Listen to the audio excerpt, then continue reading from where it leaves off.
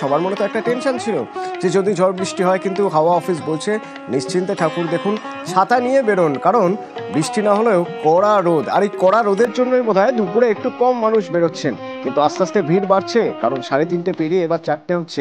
গাইঘাটার ছবি দেখি, গাইঘাটা থেকে গাইঘাটা উত্তর বকচড়া গ্রামবাসী বৃন্দ, ঠিক যে কটা এখানে মোটিভ রয়েছে সবার মুখ বন্ধ। তাহলে থিম কি? চুপ করে থাকতে হবে? দেখা যাক। এখান থেকে অনিরুদ্ধ রয়েছে সরাসরি আমার সঙ্গে। অনিরুদ্ধ, থিম কি এই মণ্ডপে? দেখো অতনু, আমি রয়েছি উত্তর 24 পরগনার গাইঘাটার উত্তর বকচড়া পূজা মণ্ডপে। এবছর এদের থিম নারী সুরক্ষা, অর্থাৎ নারীদের সুরক্ষার বিষয়ে সচেতন করবার জন্য পুরো মণ্ডপটিকে সেরকমই বিভিন্ন কর্মকাণ্ডের মধ্যে দিয়ে ফুটিয়ে তোলা হয়েছে।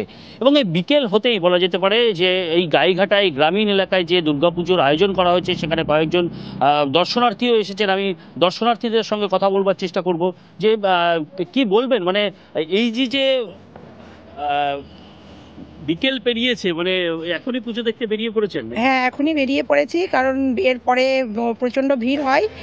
তো গ্রামের মধ্যে যেরকম হওয়ার তার থেকে অন্যতমই ভিড় বলা যেতে পারে।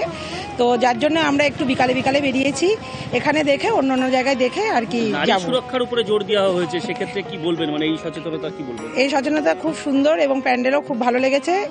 এখানে প্রতি বছর ভালোই হচ্ছে, আজ থেকে 4-5 বছর ধরে খুব ভালো হচ্ছে, এবং এবছর অন্যতম। একদমই। দেখো অতনু, যারা দর্শনার্থী আছে তারা কিন্তু জানাচ্ছেন যে নারী সুরক্ষার উপরে জোর দেওয়া হয়েছে, সে কারণে প্রতিদিন দর্শনার্থীদের ভিড়ও হচ্ছে এই মণ্ডপে, সেই জন্য একটু বিকেলেই তারা বেরিয়ে পড়েছে পূজা মণ্ডপ দেখতে। আসলে যত তাড়াতাড়ি